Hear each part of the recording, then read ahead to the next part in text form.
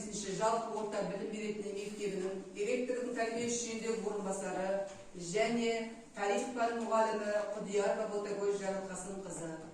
Пед өтілім 32 жыл. Санатым педагог зерттеуші. Яғни бүгін өтетін сабағымыз 9-шы А сыныбында дүниежүзі тарих пән сабағы.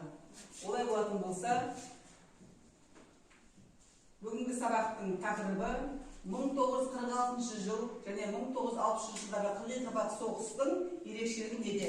Яғни бұл сабақ бізге 2 сағатқа берілген оқушылар.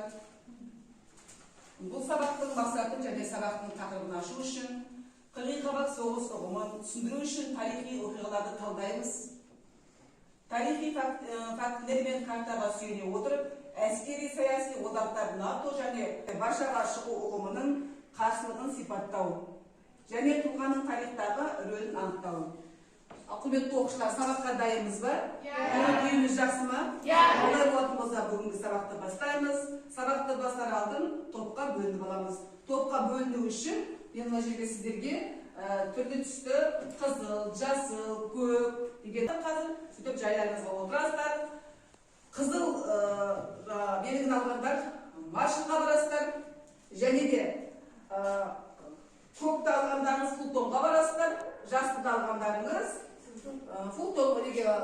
Туменге барасыздар. Өздеріңіз сол жайларыңызды алып отырасыздар. Түсіндіңіздер ғой, сеніп алыңыздар.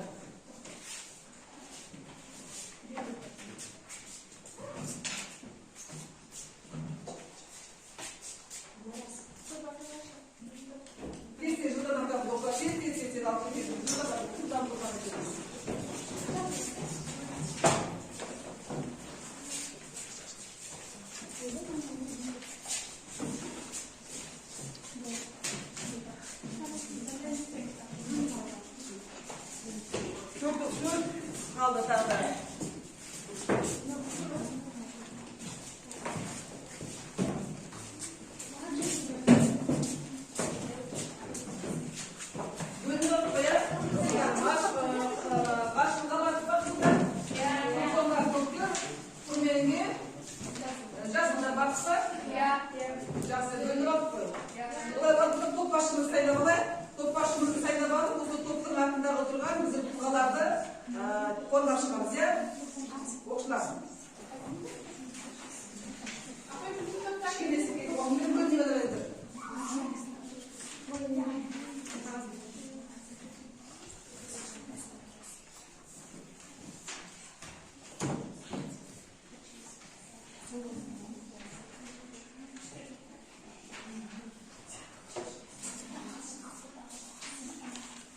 Бізге бұл сабақ екінші сабақ бүгін бізге бұл түсінікті, бізге ойлаймыз, бізге түсінікті ойлаймыз, екінші сабақ жүріп жатырмыз бұл сабақты. Сондықтан біз бүгінгі мынау тұлғаларды анықтау үшін топ басшылары жаңағы өзіміздің бөлінген топтағы маршал, фултон, турменді сіздер топ басшыларыңыз кішкене түсіндірме жұмыстарын айтып беріңіздер. Апай, біздің фултон тобының капитан мен болам. Біздің фултон деген ат қоюымыздың себебі 1946 жылы 5-ші қыркүйекте Фултон Йонсон Черчилл сөз сөйлеген болатын. Сол арқылы Фултонға қарсы сөйлегендіктен басқа мемлекеттер Қырғыз Қабақ соғысын бастады деген ұғыммен солай кеткендіктен біздің таңдаған атымыз Фултон болды. Келсеңіз оқушылар? Келесі маршал. Біздің маршал, біз не үшін маршал таңдағанымыздың себебін айта кетсек болса, маршал жоспары ол 1947 жылы 5-ші шілдеде ақш-тың президентінің хатшысы маршал Джон Маршалдың атымен осы жоспарды құрастырған болатын.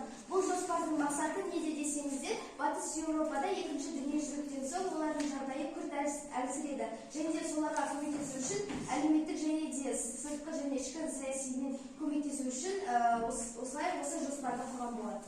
Біз сол маршал жоспары сияқты барлығына көмектесетін, бірақ үнемі алдыда тұратын топ боламыз. Трумен тобының топ басшысымен Ибрагимовна, біздің Трумен деген жалпы ақш-тың 33-ші президенті. Трумен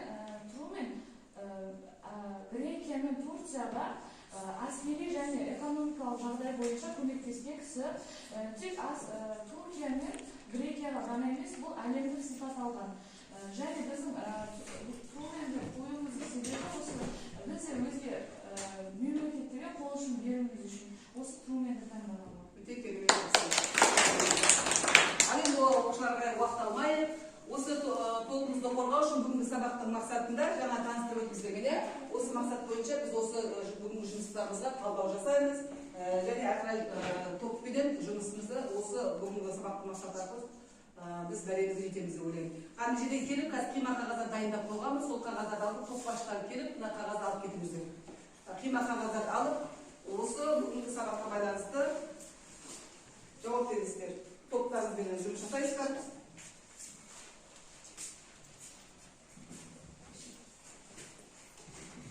Şimdi toplantının takımda aşağı doldurup yani onu sürdürüyoruz onu hareket oluşturmalarını kaldırıyoruz sizler diye. Buna kayıt toplasında kırık kabak soğuksunu onu sürdürüyoruz. Kayıt toplasında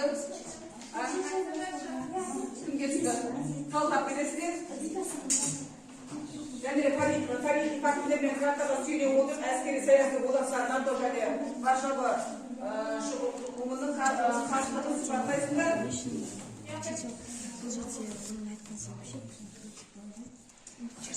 Varşova Çapkan okulunun karşılıklı sıfatlar biristeriye o da iki çıbanın kayıtlarına doğru sıfatlayısında kanday tuğalar oldu? Ürün yapacağız. Kayıt dayın olsa kişiye şapala vuranı sorabiliriz ya. Kayıt dayın. Oklar bizim vakit verin.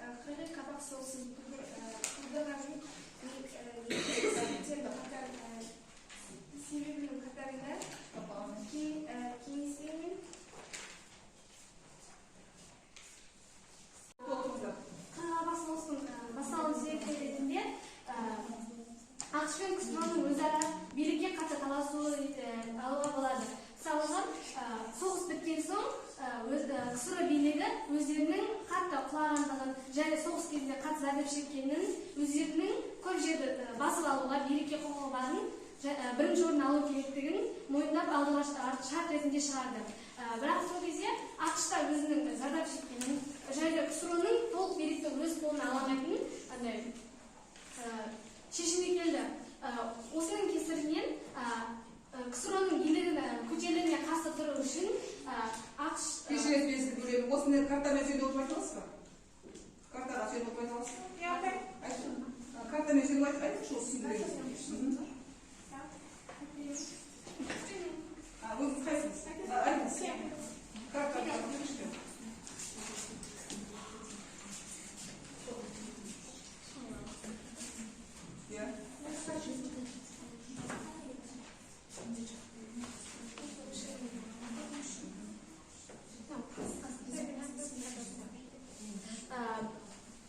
Осы қарсы тұру үшін Канада мен ақш екеуі келісім шартқа отырып, өздерінің биліктерін және өзі нақты тұрған жерлерін қорғап қалу үшін келісімге келеді.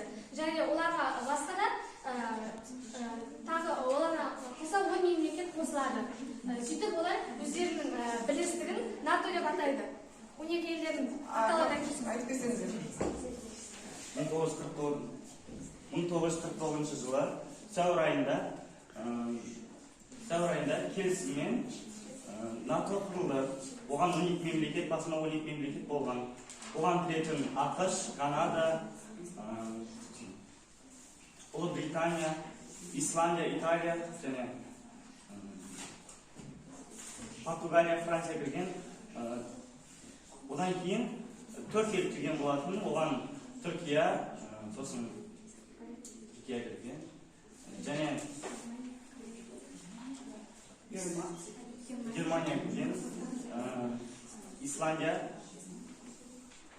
Испания кірген. Осы елдер бірігіп НАТО бірлестік күшін құрады. Олардың күші арта түскеннен кейін КСР-да олардан қалмас үшін өз билігін Варшава штат келісімін құрды.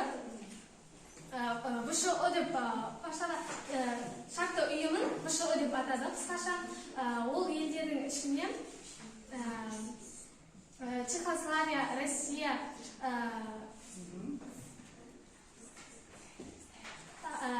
Бельгия, тағы да басқа елдер 8 ел қатарына кірді. Олар өздерінің ВШО-мен сол уақыттан бастап ВШО-мен НАТО-ның өзара тікесілесі басталды. Олардың себептерінің тағы бір түрі екеуінің биліктері қатты айырмашылығы болды. Өйткені КСР-ның билігі социалистік түрде болса, ақш-тың билігі коммунистік түрде болды. Керемет. Келісімде жақсы. Келесі. Жақсы. Жалпы Трумен тобына қойылған сұрақ Қырғыз-Қабақ соғысы ұғымын қалай түсінесіңдер? Қырғыз-Қабақ соғысы дегеніміз ақш пен КСР арасындағы екі ірі мемлекет арасындағы текетірес және бұның неліктен Қырғыз-Қабақ соғысы деп аталды. Оның аталу себебі екі ірі мемлекеттің де ядролық қару-жарағы, әскерлері барлығы тепе-тең болғандықтан бұл КСР мен ақш арасында ешқандай ашық әскери соғыс болған жоқ. Жақсы, керемет. Келсеңіз бе? Қырғыз-Қабақ соғысы 1946 жылы 5 наурызда Фултон қаласында жарияланды. Жақсы, керемет. Онда естіген кішкене жаңа сабаққа кішкене уақыт берейік. Сол мына жерден алып келіңіздер көшбасшылары. Осыны кішкене дайындалып, жаңа сабақтан мына кішкене айтып жеңіздер. Мазмұнда кішкене қарап алуға болады. Осыны толық көрейік.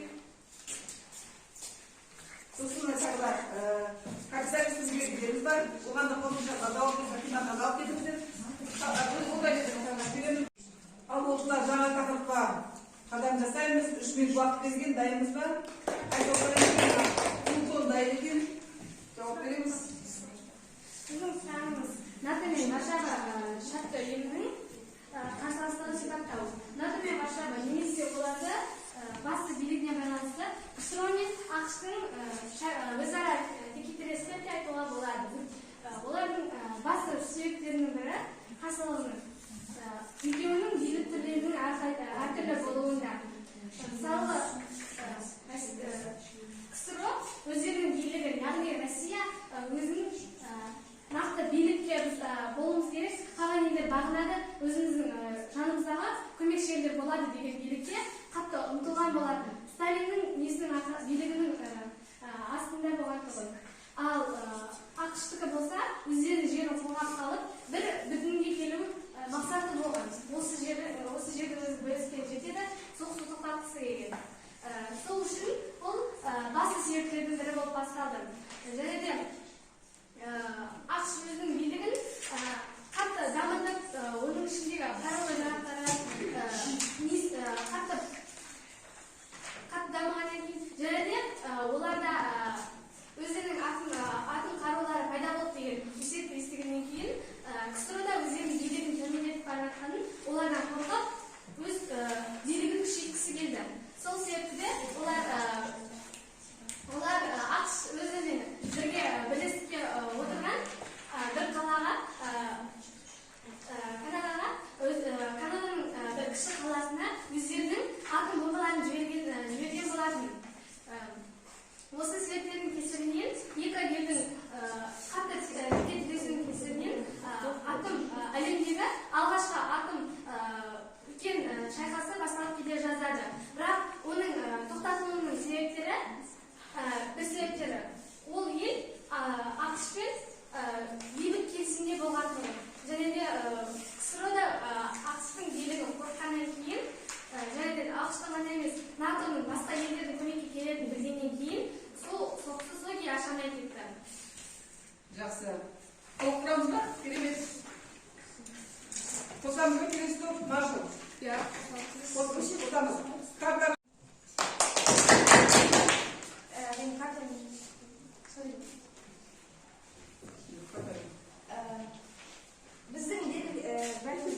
Мен осы картамен жұмыс жасауды жөн көрген болатынмын.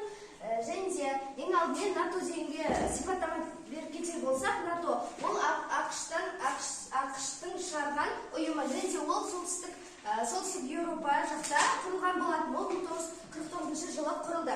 Ол жерде Батыс Еуропаның жартысы кірген болды, ал Шығыс Еуропа Варшава шарты ұйымына кірген болатын. Ал Варшава шарты ұйымын кім құрды десек, осы КСРО құрған болатын. Және де оған Шығыс Еуропа елдері жатты. Екеуінің арасында қандай қақтығыстар болды? Біз өтіп жатқан өткен сабақта өткеніміз Қырғи-Қабақ соғысы. Осы Қырғи-Қабақ соғысының арқасында осы елдің арасында осындай екі ұйым пайда болған еді. Және де осы НАТО бірінші құрылғаннан соң осы Варшава ұйымы құрылды. Бұл 1953 жылы құрылған болатын. Бұл НАТО-ға қарсы жауап болды. Бұлардың екеуінің арасындағы қандай қақтығыс бар десек, Қырғи-Қабақ соғысындағы ақш-та ядролық күшпен екеуінің ядро болды. Атом ядросы жарылмақшы болды. Жарамыз деп оны Кабирге Батыс Германияға алып келген болатын, бірақ та ақш-пен екеуі жақсы арақатынаста болды, бірақ оның ондай арам ойы болған жоқ. Және де біз осы КСРО оларда жай жатқан жоқ еді. Оларда өз қарсылықтарын көрсетіп, соғыс болмай сөзбен шешкен дейсіз болсын. Көрмен тобы. Дайынсыздар ма сұраққа?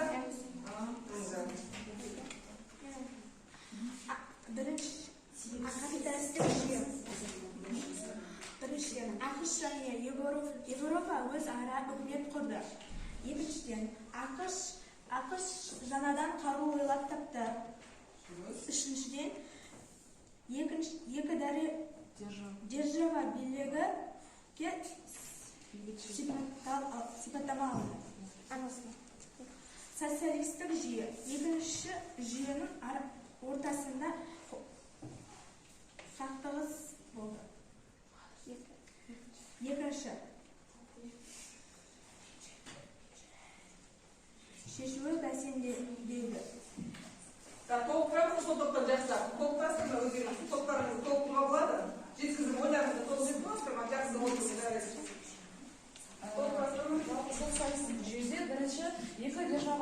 арасындағы қақтығыс. Державаның арасындағы қақтығыстар күшейе берді. Ал екіншіден шиеленісудің бәсеңдеуі, шиеленістіктен кейін бәсеңдеу басталды. Ал үшіншіден бәсекелестік көбейе бастады. Олар арасында бір-біріне деген бәсекелестік көбеюі. Социалистік жүйеге осы үш тұжырымдаманы қолдану lazım. Керемет.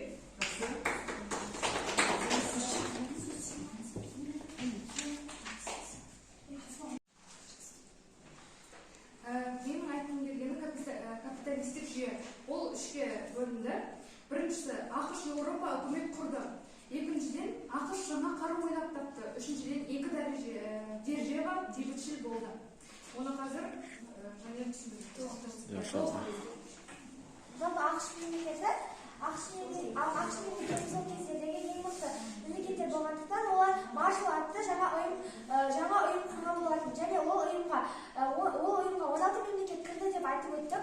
Сол мемлекеттердің жағдайы жақсарып, көптеген жаңа нәрселер пайда бола бастады. Сол 16 мемлекеттің жағдайлары өте жақсы болып көтеріле бастады. Социалистік жүйе бәсекелерге көбейді. Социалистік жүйеде лагерлер құрылды. Үшіншіден, себепсіз адамдар жазалады, билеуші қатал болды.